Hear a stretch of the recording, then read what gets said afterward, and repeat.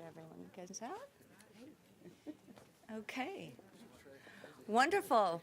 Well, good afternoon, everyone. I'm Colleen Bell. I am the director of the California Film Commission. I am thrilled to welcome you here today as we gather to celebrate a milestone for California's entertainment industry. A milestone brought forth by Governor Gavin Newsom, whose bold leadership and strategic vision for California continue to support our status as a global center for film and television production.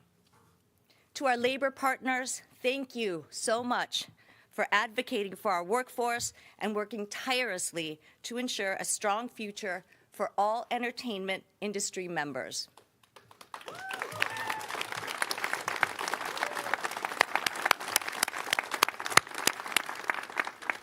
To our studio partners, we're grateful for the exceptional content you bring to life, for working with us to ensure California is a thriving hub for content creation. And to the California Film Commission Board, thank you for your steadfast dedication and strategic insight, which help drive our programs forward and support our industry's growth. Our training providers, your work is essential in preparing the next generation of Californians' talent, ensuring we have a skilled and diverse workforce. Our regional film officers, we thank you, our partners. Your local expertise and support are vital in connecting productions to communities across the state, extending our industry's impact far and wide. And to our legislative partners, we deeply appreciate your support for the Film and Television Tax Credit Program, which fuels California's industry growth and ensures a competitive edge for our state. Each one of you plays a critical role in supporting and strengthening California's film and television industry. Thank you all for joining us today, and thank you all for your ongoing partnership.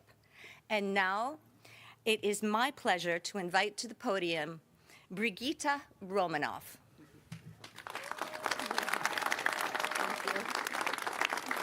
Thank you, Colleen.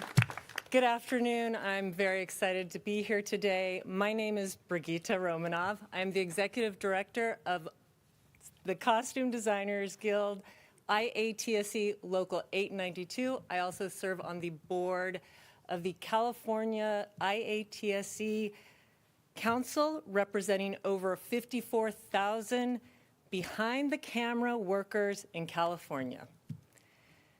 Film and television are a unique art form brought to life by hundreds of skilled craftspersons, telling stories that captivate audiences worldwide. For over a century, our members have not only built careers in California, but have also powered local economies with their film-related spending. Most industries have felt the impact from automotive to fuel, large retail to small businesses. When California thrives, they thrive. Our members have been fundamental in building this industry, establishing California as a top-tier destination. For over 20 years, I've been immersed in the art of storytelling as an IATSE costume designer. Costumes take on a life of their own for the audience, keeping their existence alive long after the screen fades and the credit rolls. This was never just a job for me. It was a passion. Sadly, film and television workers who once flourished in this industry now face a dire situation. California struggles to compete for production work because so many of us live here. The impact is larger than anywhere else in the world, leaving thousands of IATSE members without work. So far in 2024, now you get the statistics, the Motion Picture Industry Pension and Health Plan, which ensures health care and retirement for our freelance members, is projected to fall nearly 40 million hours short of 2022 levels.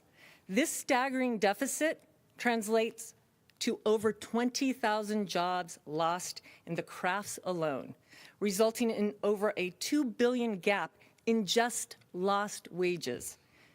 Meanwhile, our long-standing vendors, costume houses and prop shops dating back to the dawn of cinema, dry cleaners, department stores, and hundreds of other businesses are struggling to survive or have shut down forever. Other states and countries, through tax credits, are aggressively pursuing our jobs, and they are succeeding. We're at risk of losing the industry entirely. California is synonymous with the film industry, from the beautiful mountains to the north and the shining, beautiful beaches to the south. Filming needs to stay here. On behalf of the IATSE 54,000 California members, we thank Governor Newsom for standing with us. His actions today address the economic pain and suffering of our members, recognize the importance of protecting California's economy, past, present, and into the future. Governor Newsom knows that when we outsource California's jobs, we outsource California's future and surrender our success. These tax incentives are a lifeline to California's entertainment workers, their families, and our entire economy. Without them, California's filming reign will just be consigned to history. Thank you. It will now be my pleasure to introduce Millicent Shelton.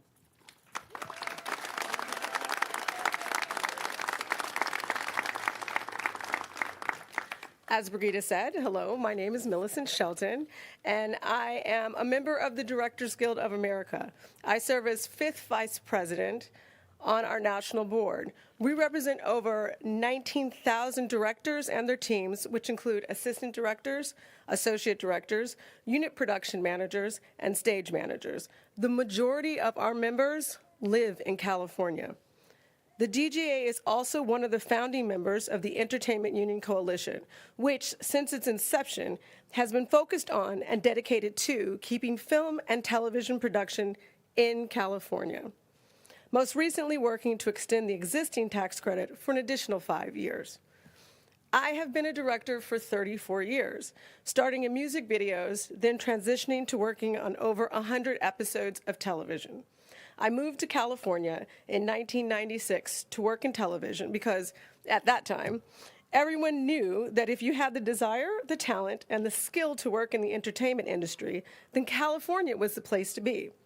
Now we're fighting to make sure the next generation of young people seeking to fulfill their dream of building a career in the entertainment industry will continue to be able to do so in California. I'm currently working on The Morning Show, which means I'm one of the lucky ones because it shoots here in Los Angeles. And let me tell you, I had to look really hard and fight for that episode. But many directors are being forced to leave California and often the country for work. To repeatedly make the hard choice between work and home is psychologically painful and damaging to marriages, families, and communities. I know because I traveled the entire 16 years of my twins' lives. Work can and should be available where we live, especially when we live in the birthplace of the film and television industry. Thousands of DGA members live in California. They buy homes, raise children, volunteer in their communities, and pay taxes. They also shop in local stores, eat in restaurants, support public schools, and mentor young people. They participate in the civic life of our cities and our state. Our members, along with the larger film and television community, are a significant part of why California boasts the 5th largest economy in the world. Our California entertainment industry is under tremendous pressure right now.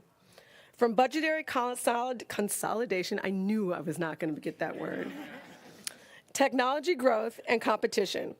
As film and television incentives expand and increase around the world, we are witnessing work in LA dramatically dropping by over 40%.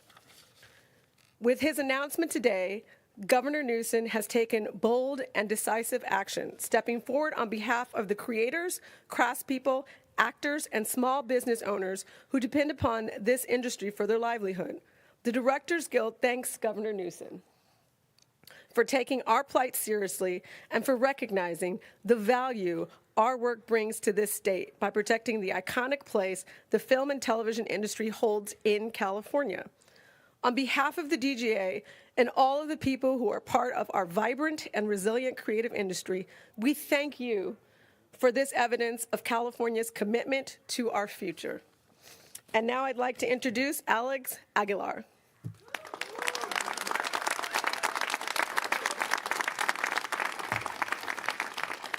Good afternoon. My name is Alex Aguilar. I'm the business manager for La Una Local 724. I've been a member of the laborers for nearly 30 years. Those 30 years, I've spent them working in the entertainment industry. It's been great. It's been great up until lately. The past few years have been rough. And I know a lot of us know what we've been through.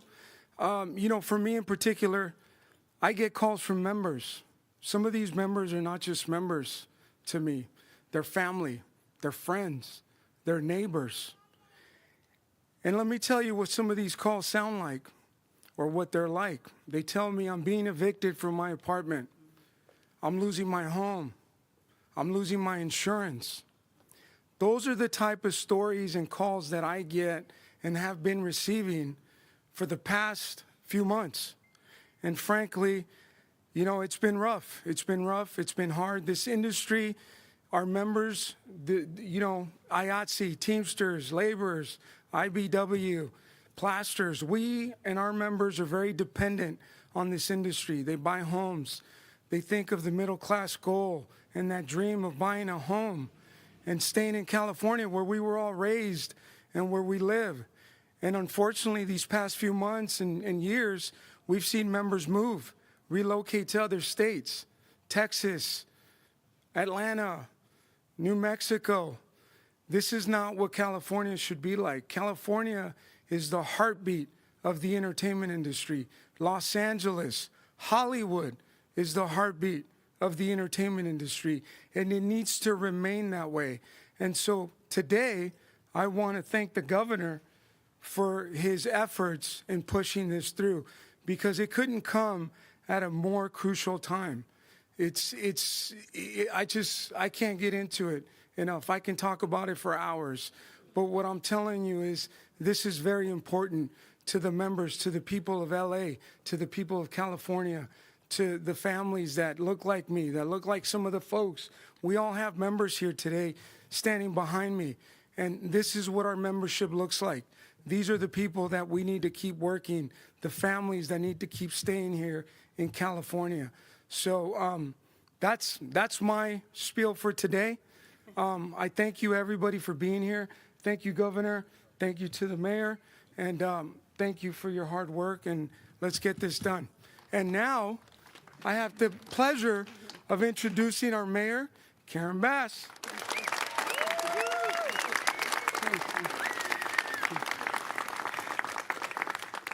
Thank you, Alex. I think you described it so well. We have to do everything we can to strengthen and protect one of the foundational pillars of our economy in Los Angeles.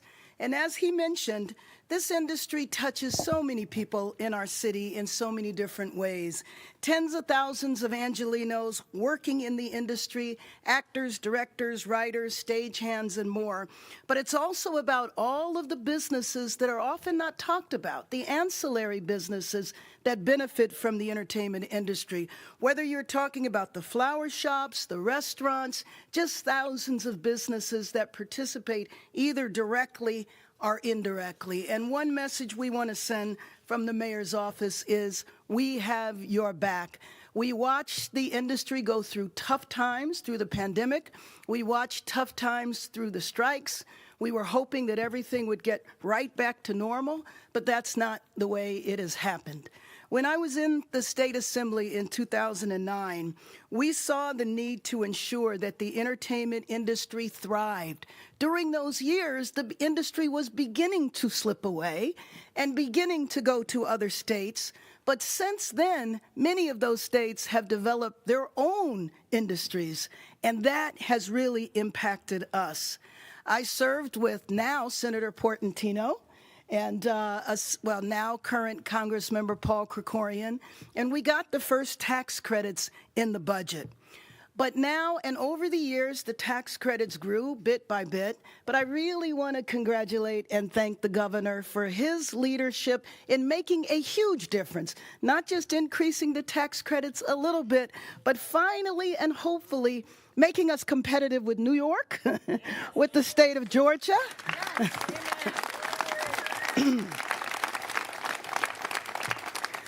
Who, when we did our tax credits, they outshined us very quickly. But what you have done now will help us catch up. And I know that Assemblymember Zuber is going to be taking the lead on this issue as we move through the budget process. So supporting the industry is very, very important to me and my administration. And we established the Industry Entertainment Council to draw on the expertise of industry leaders to act on reversing the trend of us losing our industry and to keep production local. So supporting our workforce, streamlining studio projects, and strategizing on policy that keeps production and jobs in Los Angeles. We're creating new studio and soundstage concierge services, which cuts red tape and provides direct assistance with city departments. The program has helped 7 new studios and sound stages, and in addition, 8.1 million square feet of soundstage, media production, and associated creative office space are in the pipeline within the city. We all need to join forces and make sure that we keep our signature industry. And just like we're going to do in the World Series, we have to make sure that we stay ahead of New York.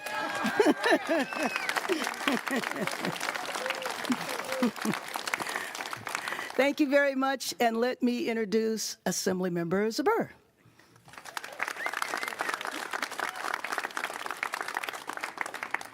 Thank you, Mayor Bass, for your incredible leadership over the decades on behalf of this industry. And I want to thank the bold leadership of our governor today. Hollywood is in crisis.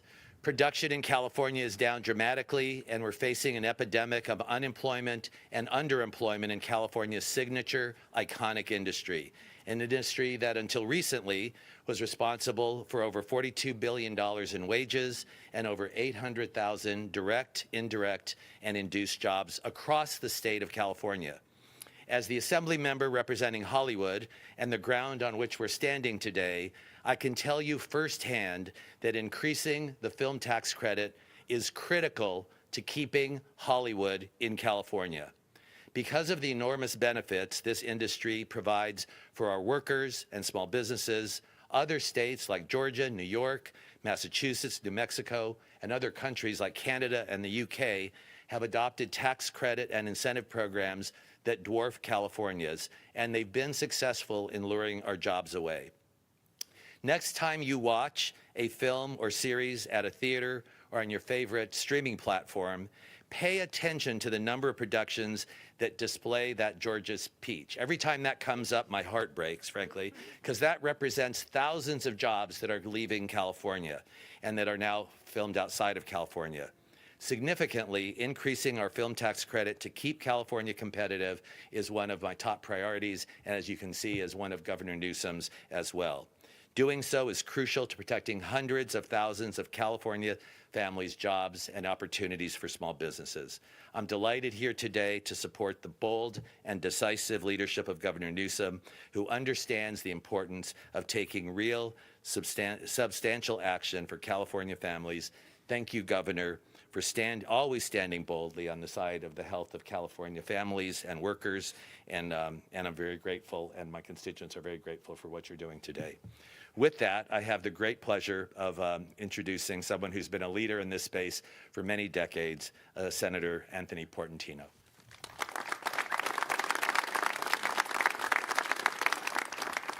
Thank you, Assemblymember Zuber. This is exciting, isn't it? Yes.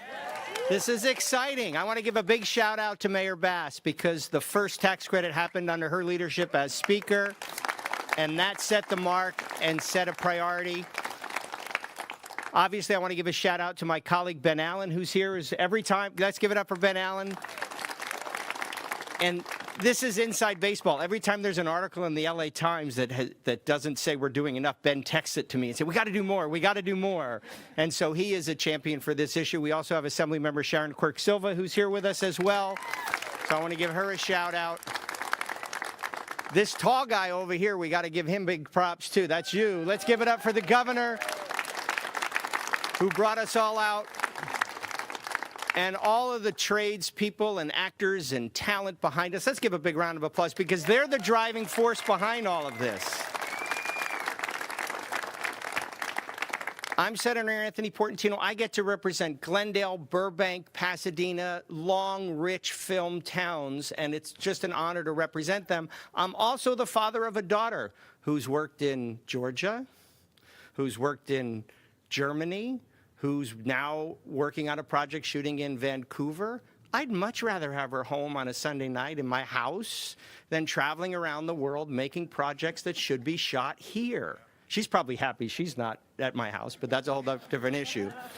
But that's the point. As Assemblymember Zuber said, so many of our constituents come up to us every single day and say the state needs to do more. The state, you know, we're starving in essence. Everybody thought post-pandemic, post-strike, we'd be back. Well, it's a struggle. And the mayor has taken the leadership and the governor has taken the leadership. And it's important to know that this isn't just new to Governor Newsom. When the program was overprescribed, we put $180 million in the budget to cover that shortfall. That didn't just happen without the support of the governor.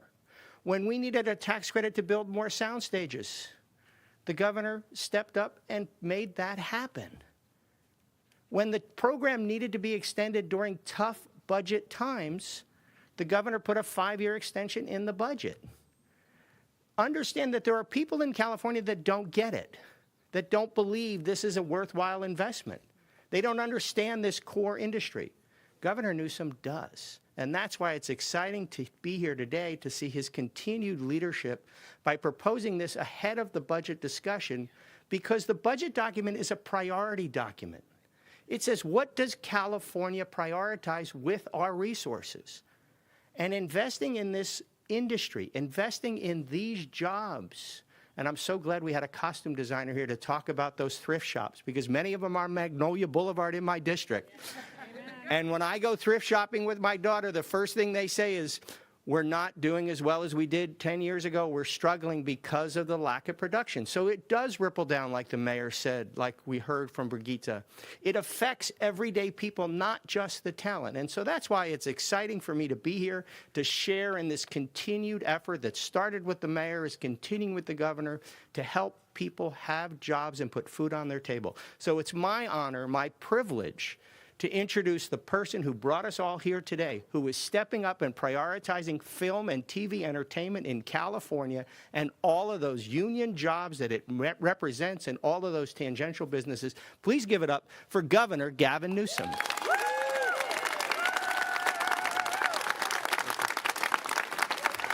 Thank you, Senator. You're getting really good at this. All of you, thank you for taking the time to be out here. I know we put this together in pretty short notice, but we wanted to really we wanted to assert ourselves and to begin to reconcile the stress that has been building up here for, frankly, the larger part of a decade plus. There's been this trend line for years and years that predates the pandemic, predates some of the labor issues, that's now a headline, a screaming headline. There's not a week, it seems, that goes by where someone is not presenting to me, not just a text from Ben Allen, but a headline from one of the trades or from any independent economic analysis, including just recently UCLA's own economic forecast in the state of California that doesn't reinforce the crises, legitimate crisis here as it relates to the entertainment industry, the film industry in our state. And so we have a state of mind to address this issue a little bit more forcefully. I want to point out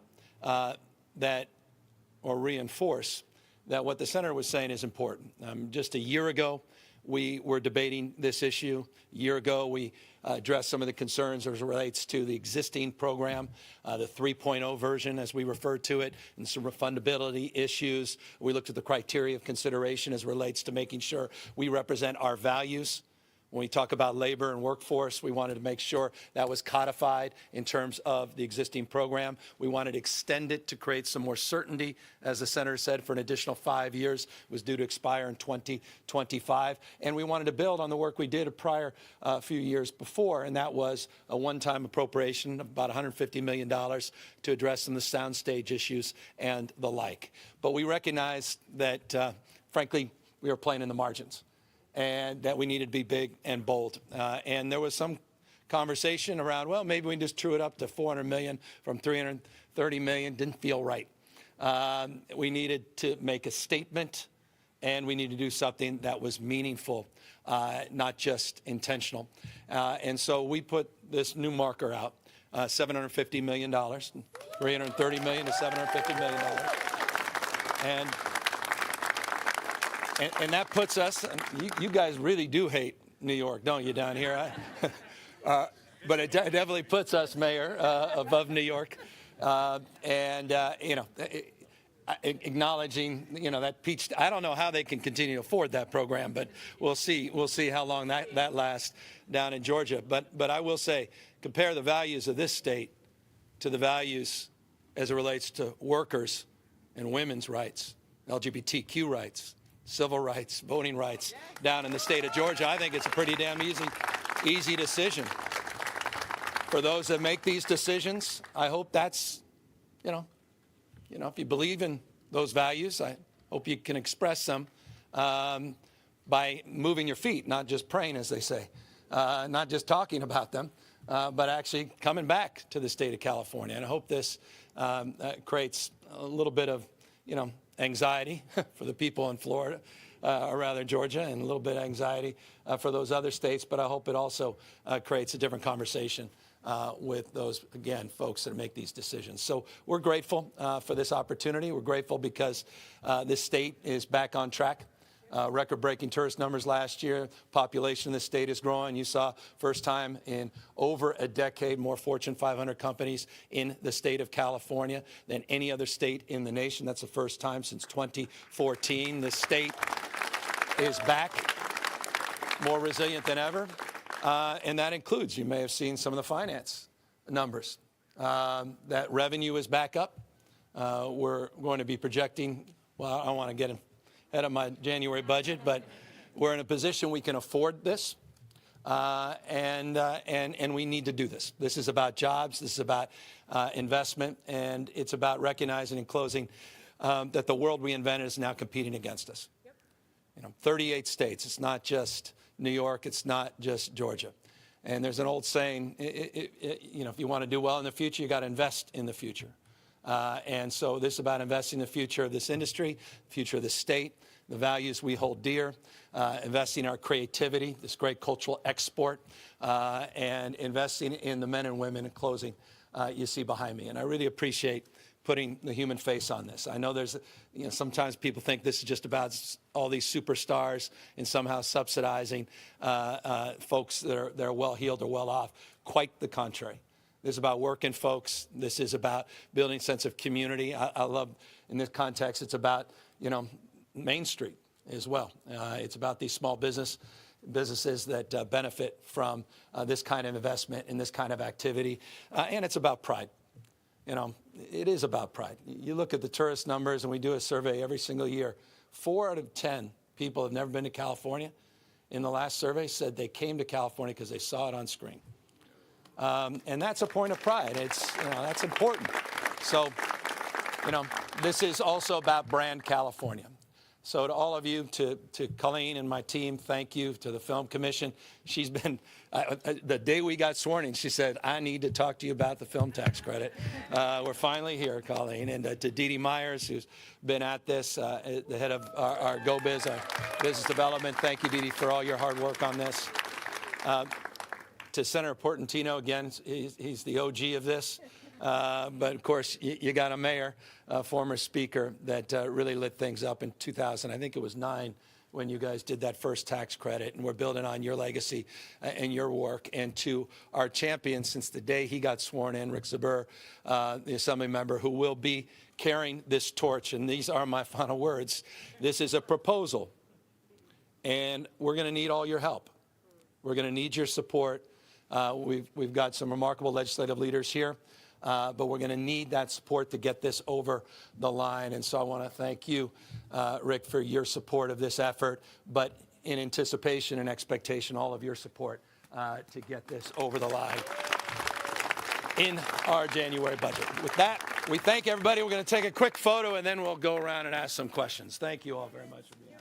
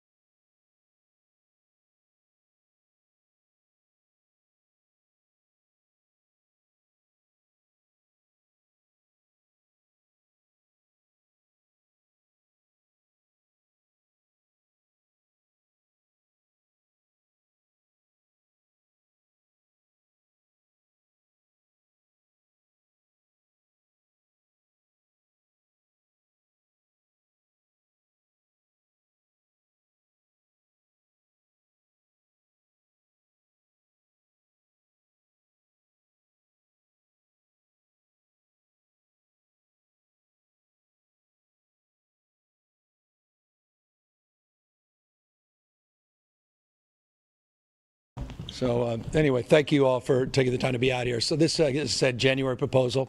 It will be in the January budget. We'll go from $330 million to $750 million. We built, I think, best-in-class framework for tax credits in this country last year. We codified that and expanded it for additional 5 years. But there are obviously a lot of people are interested in potentially looking at the criteria eligibility and looking to expand it, looking to build on it.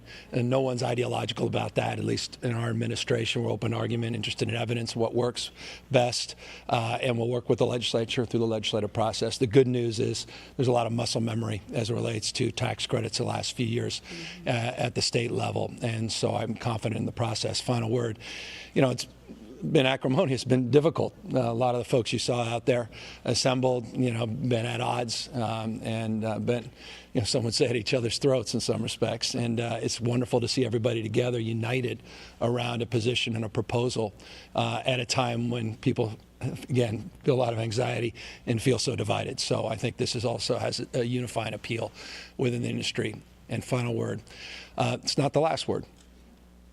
No one's naive that this is going to somehow solve for everything. I mean, you've seen the 5-year averages as it relates to scripted TV down 55%, down 48% as it relates to feature films, below average last 5 years.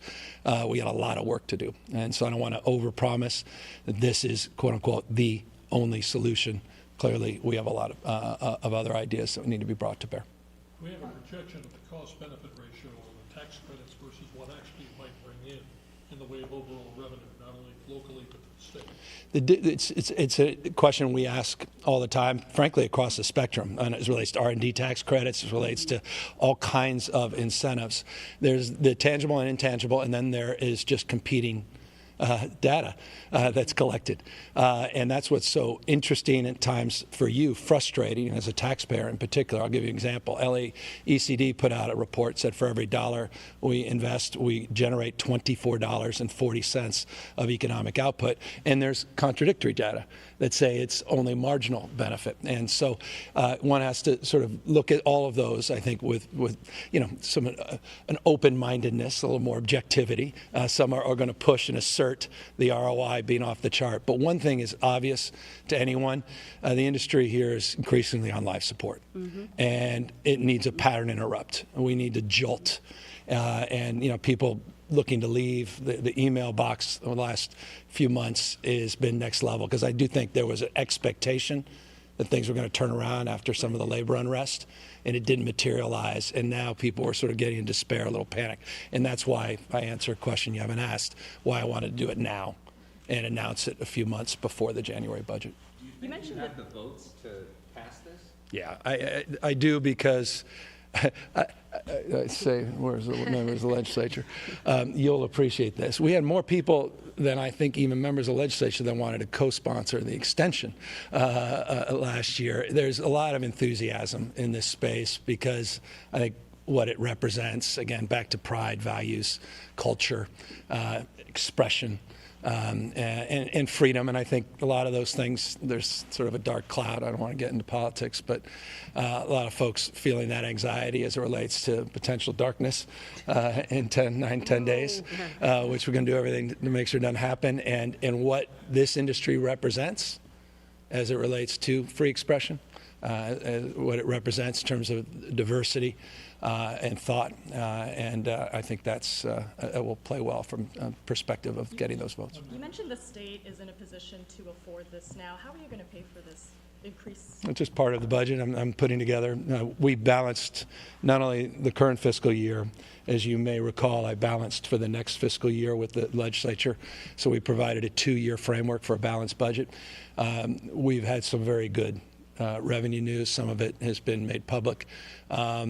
It's exactly what we had said. If you go back to my January and May budgets, the volatility and the dust settling as it relates to the capital gains looked like an EKG chart, 11.4%, 11.9% back, and now the normalization about 5%.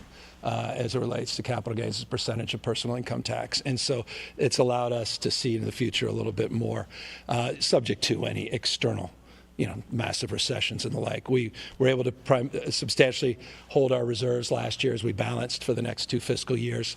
I'm looking at other priorities. I'm looking at areas where we want to continue to be more efficient and more effective. I don't want to pull back from that, but we can certainly provide the space for this incentive. Some states have uncapped film tax credits, like Georgia, and certain places outside the U.S., again, no caps.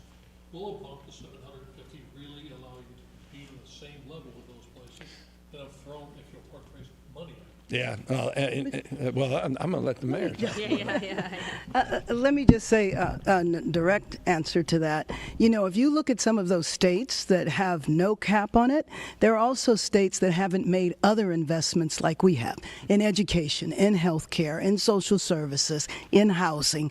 And so I think the leadership that the governor has shown, recognizing that this as our foundational industry, I think for too long we took it for granted and assumed that the industry was always going to be here. And I think one of the things that we learned the first time around is that legislators think of Hollywood with the A-list actors and didn't really understand how in almost every legislative district the residents had a direct benefit, because people don't think so much about the ancillary businesses that are impacted.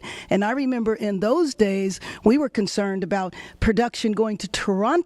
We weren't thinking about Georgia or Louisiana or New York. And because we didn't intervene aggressively then, those places actually developed their own industry. But I just want to say to you, Governor, we don't see this as being all on your shoulders. We are going to help you do this in terms of getting the support from the cities and from other areas to make sure that you have the votes that this stays in the budget and is able to pass. To his point, though, is there any thought, Governor, in changing so that you can compete with Well, look, I mean, this would, it's the right question. I mean, you look at some of these tax, I mean, the UK, I mean, you've seen what's happened overseas in particular, and you'll continue to see that as people continue to compete from a global perspective. But look, you can control what we can control as it relates to our domestic realities. And we've got a state in New York that has been very formidable over the last decade or so. This would put us ahead of New York. And I think that sends a pretty powerful message. And Georgia has its own unique circumstances, own unique ecosystem, unquestionably.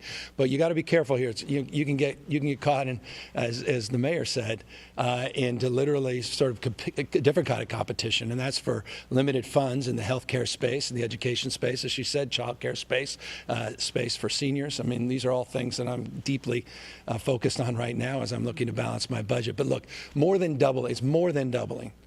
Sends a statement. It's deeply meaningful. The last time we raised it was marginal, and people were very appreciative of that. And there was a lot of enthusiasm about this. This sends, I think, a pretty powerful message. And as the mayor said, it's not just top down in this respect. It's also bottom up. And I'll just amplify, as she led the state as speaker, I remember in 2006, coming down to L.A. saying, well, we wanted to take some of your production in San Francisco. And we created one of the first city tax credits.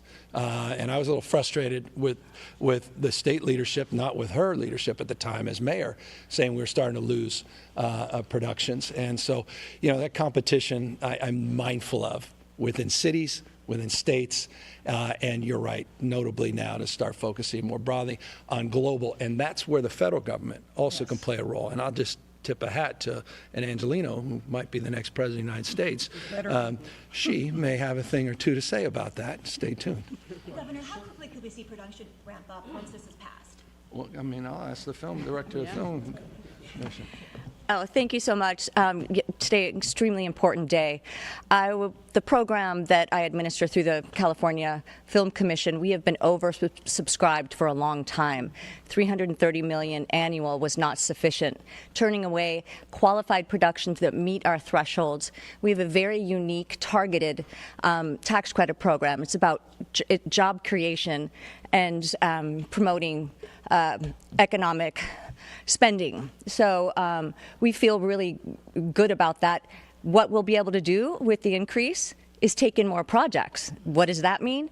More film projects, feature film projects, independent, non-independent, TV shows, that will sustain jobs, create jobs, and promote economic activity here.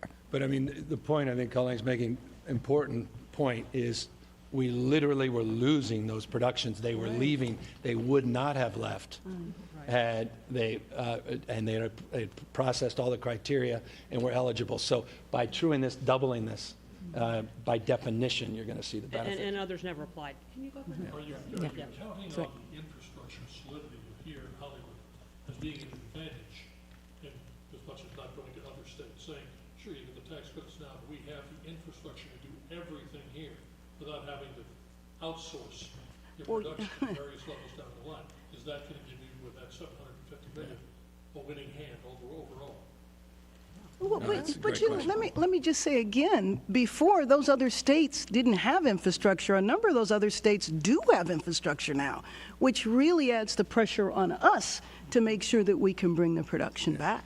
But at the end of the day, you look at all the assets, all the talent, you look at how many folks say, if you have a marginal decision and at least you're competing, even if it may be a little bit more expensive to do it here versus the incentives there, I think that's going to inure to our benefit because, as you suggest, that infrastructure, particularly as it relates to the lives that are literally impacted, and the families and the schools, not just the executives, but that workforce. So the mayor's right. I mean, obviously, you're seeing these ecosystems develop in other parts of the country, but no one comes close still to California. Last question.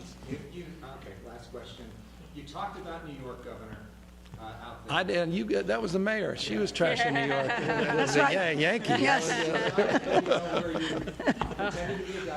No, someone thought that was an AI. I was almost. No, that wasn't easy. Come on. Talk to us about the World Series, how you're feeling about Look what I'm wearing. Look what I'm wearing. Yeah, let's for you. My gosh. Don't get me in any more trouble. I got a lot of grief up there with those Giants fans for that simple video. I'm not even kidding. Like, seriously. You think I have trouble with some of the Trump folks. It's the Giants. I got to be careful here. I know that I got a big bet with Governor Hochul, so you absolutely better believe the Dodgers are going to win. Thank you, everyone. Oh, yeah.